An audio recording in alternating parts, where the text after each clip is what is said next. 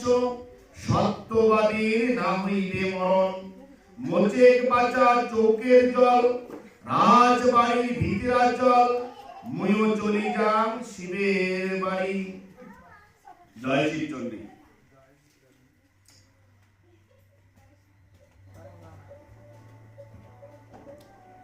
খানিক আলোচনা করা যাবে না? আজকে আমরা মহাকামতা কাব্য, আমরা পুরাণ জানি, আমরা রামায়ণ জানি, আমরা মহাভারত জানি, আমরা গীতাও জানি। এটাই হচ্ছে সর্বশ্রেষ্ঠ কাব্য, সত্যযুগের মহাকাব্য। সত্যযুগের যদি আমরা ইতিহাস জানতে চাই, সত্যযুগত কি কি ঘটেছে, তার জন্য আমার চর্চা করা লাগবে পুরাণ। সত্যযুগ যে ঘটনাগুলো ঘটছে তার জন্য পুরাণ আছে। সত্যযুগের পরে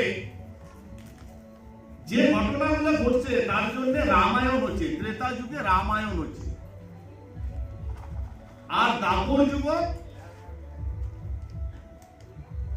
মহাভারত হয়েছে।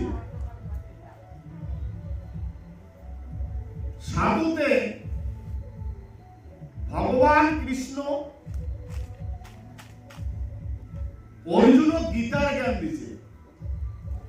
সেই জন্য আমার কাছে তথা গোটা দুনিয়ার এই ভগবান কৃষ্ণের গীতা সর্বশ্রেষ্ঠ দর্শন।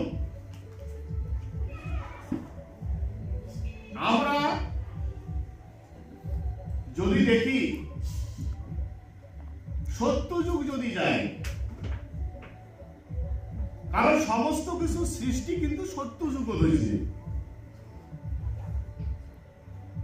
এলা আমরা আছি কলিযুগ। এটা কি যুগ? কলিযুগ। তাহলে সত্যযুগ পার করছি, ত্রেতা যুগ পার করছি, দ্বাপর যুগ পার করছি, আর এলা কলিযুগ আসি ঠেকছি। আজকের দিনত যে ধর্ম নিয়ে আমরা কই, যে ধর্ম প্রত্যেকটা মানুষ